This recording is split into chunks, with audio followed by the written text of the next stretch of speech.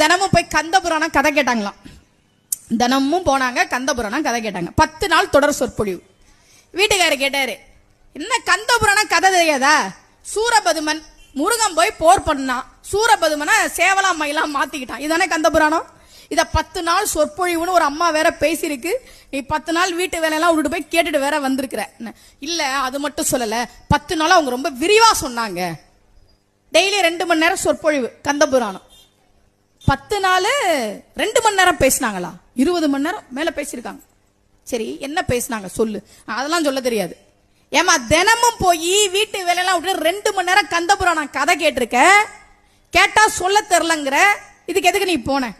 இந்த அம்மா என்ன பண்ணாங்க, ஒரு கூடை, சாணி ஒட்டி இருக்கக்கூடிய ஒரு கூடை, அந்த கிராமத்துல எல்லாம் இருக்கும்ல கூடை, அந்த கூடையில முரத்துல செஞ்சிருப்பாங்களா, அந்த கூடையில சாணியா ஒட்டி இருக்கு. இதுல போய் தண்ணி எடுத்துட்டு வாங்க.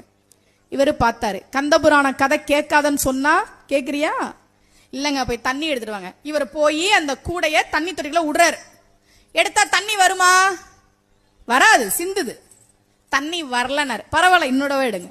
இவர் எடுத்து எடுத்து பாக்குறாரு, தண்ணி வரவே இல்லை. கொண்டு வந்து கூடைய மனைவி முன்னாடி, தண்ணி வரல, இதுல போய் தண்ணி எடுத்துட்டு வர சொல்ற. மனைவி சொன்னாங்க, கூடைய பாருங்க, இதுக்கு முன்னாடி எப்படி இருந்துச்சு? சாணியெல்லாம் ஒட்டி அழுக்கா இருந்துச்சு. இப்ப எப்படி இருக்கு? சுத்தமா இருக்கு. ஆனா கூடைக்குள்ள தண்ணி இருக்கா?